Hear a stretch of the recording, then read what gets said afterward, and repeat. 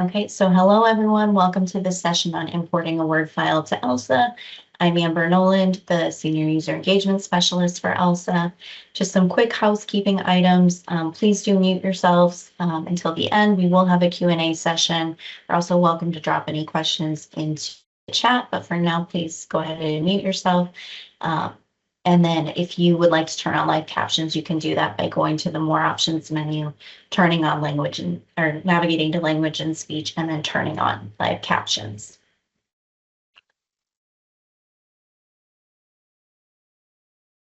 So what we'll cover in this session, we'll go over some basics about word import and how it works, some things to consider. I'll share a checklist to consider for when you're importing a Word file, and then I'll do a demo of what that looks like. I'll show you where to seek help and support should you need it, and then at the end we'll have a Q&A session.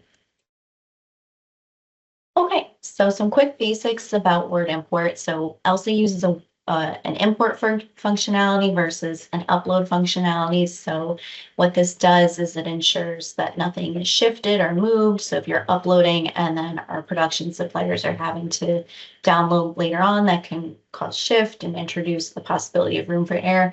By importing content directly to Elsa, it provides a structured environment for you, and then it also allows you to review and confirm the content at the time of import so that everything appears as you intend it to.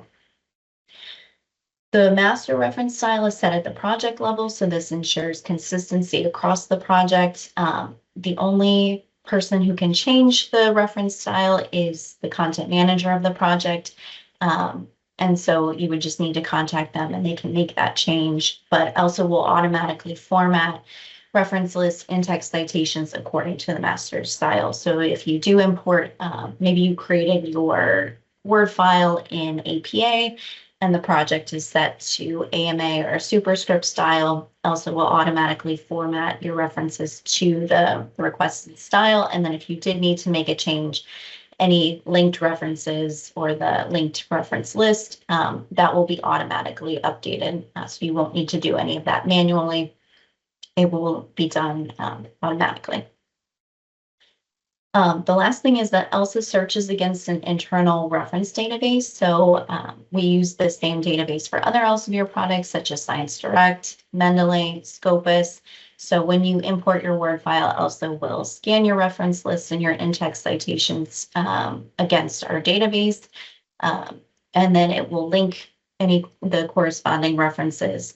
And the benefit of this is so that it's clear to our production vendors which references are cited in text. Anything that's not cited in text won't be linked. So we're looking for a reference list versus a general bibliography. And then it will also maybe fill in missing data, or it will just search against the references that are entered in our database and return that data. So all of that metadata is then associated with your references. And again, it creates reference lists for production vendors. Okay, so some things to consider, a little checklist when you are importing your Word file. So we just ask that you disable track changes just as a best practice. It may not cause the import to fail, but again, it is the best practice that we would recommend.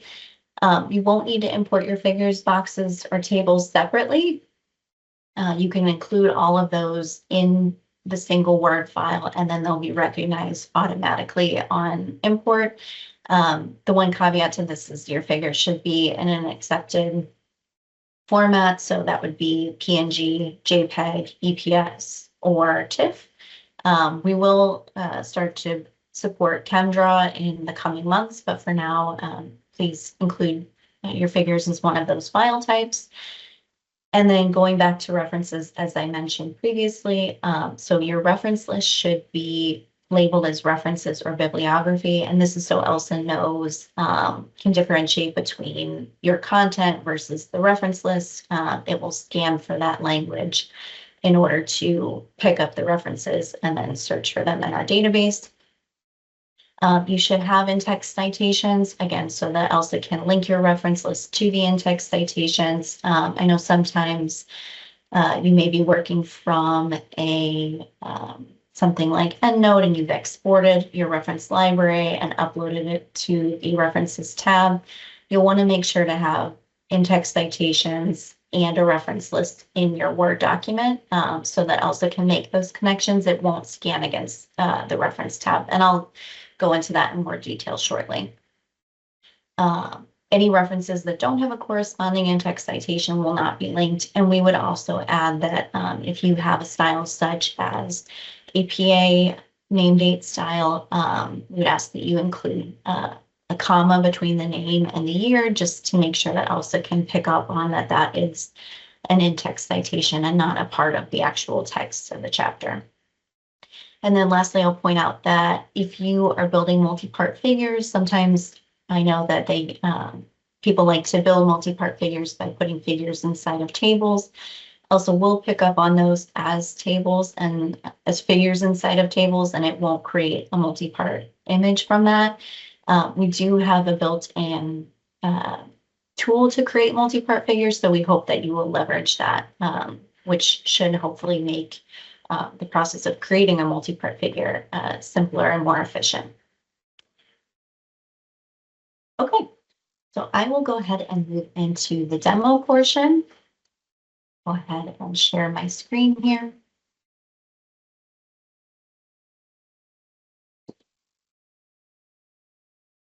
Okay, and so you should now be seeing Elsa.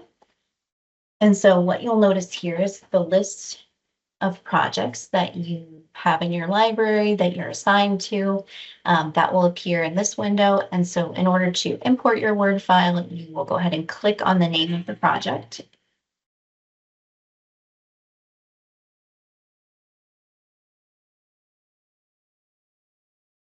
And from here, you'll be brought to the project overview page. This is where you can see all of the chapters to which you're assigned, any upcoming due dates, and where the respective chapters are in the workflow.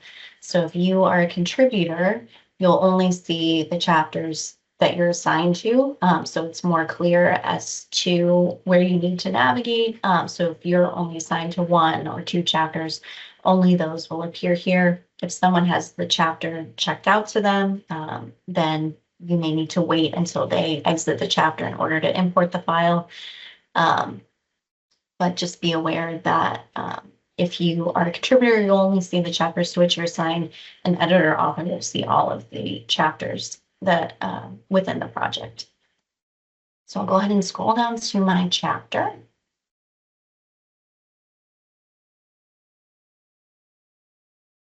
I'll click on the name of it.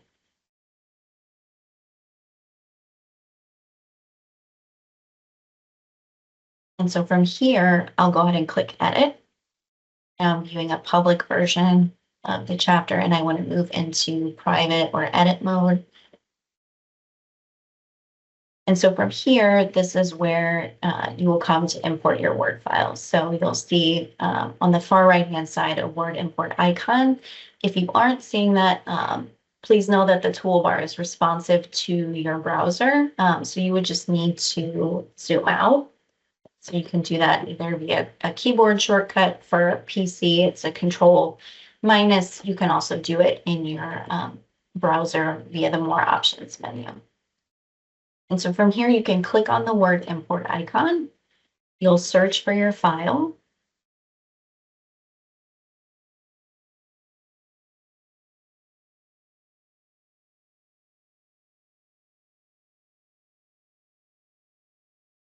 Select your file, click Open, and click Next. And then go ahead and select the reference style associated with your project. In this document, I have superscript style, so I'll select superscript and then select Start Import. And I'll just point out, Elsa supports a .docx format. So if you have a .doc format, please go ahead and resave your file as a .docx so that it can be successfully imported. Again, while it's importing, it's searching against our reference database. Just reading the file.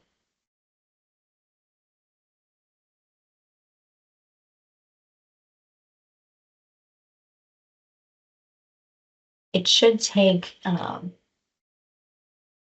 between 1 and 3 minutes to import. It is a lot of data that Elsa is searching against, so it shouldn't take longer than that.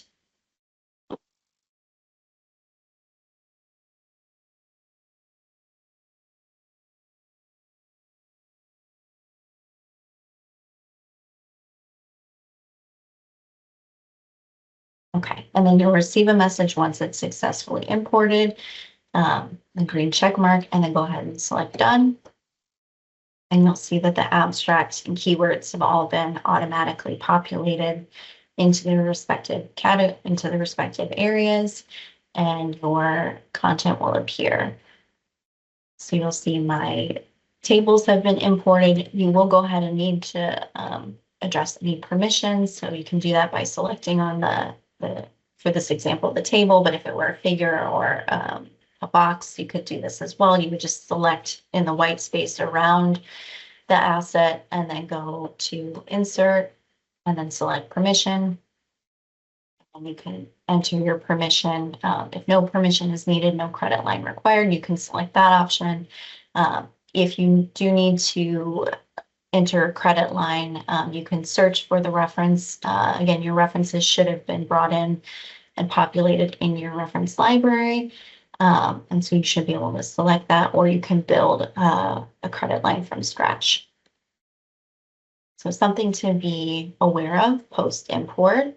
Our figures have been populated automatically. You'll see I have a reference here that's dynamic, so you can see that there's a line underneath it and I'm able to click on it. And so that means that it's been linked and recognized by the referencing service. So we can just go ahead and click on that.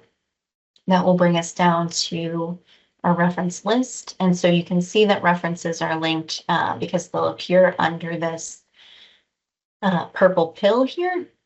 And so then you can look, there may be slight discrepancies in the data that's returned from the referencing service. Please don't worry about that. It can be corrected in production. And again, it has to do with the metadata associated with our internal referencing service. So our production staff should be able to correct that. So these should have all been brought in. And then if you go back to the toolbar, click on the references icon, you'll see that they've all automatically been added to our reference library. If you did need to make a minor edit, you could do that by selecting on this More Options menu and then selecting Edit. Okay, so that is how referencing works.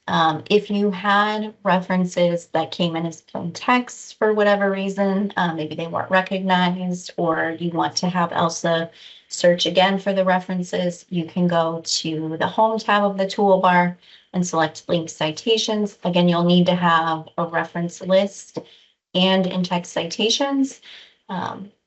So if you import an RIS and so you have references in the reference library, you would need to copy and paste the reference list into this actual writing area in order for the link citations to work.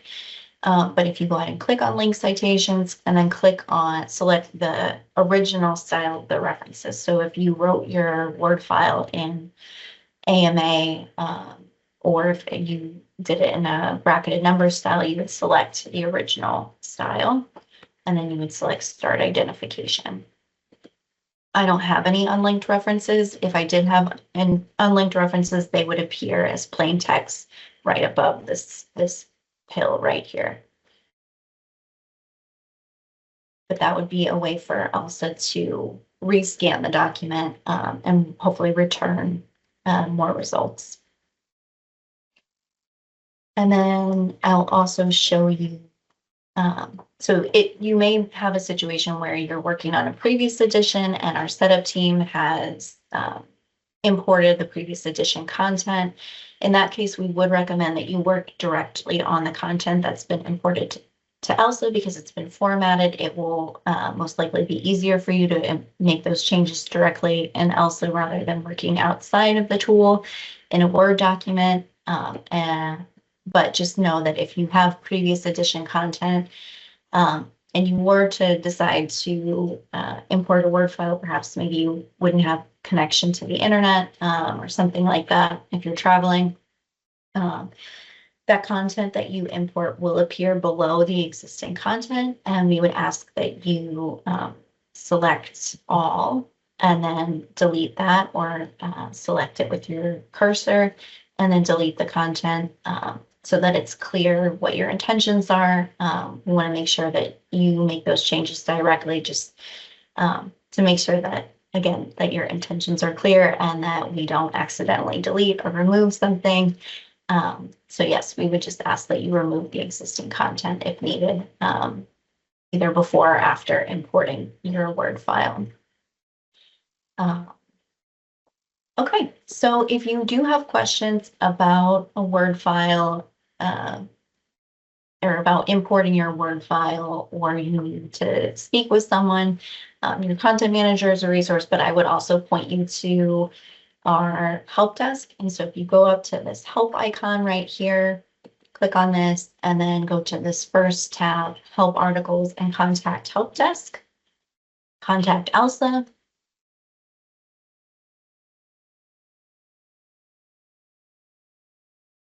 You'll see that there's the option for you to email or call the help desk. Between 9 and 5 US Central Standard Time. There's also the ability to chat with an Elsa representative. I think if you go back out to the main support page, you'll see this icon here, chat with an agent. And so that's another way that you can get in contact with somebody. But for now, I will go ahead and see if there are any questions. We'll open it up to a Q&A.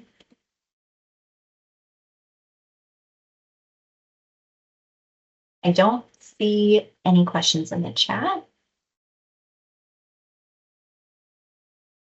Okay.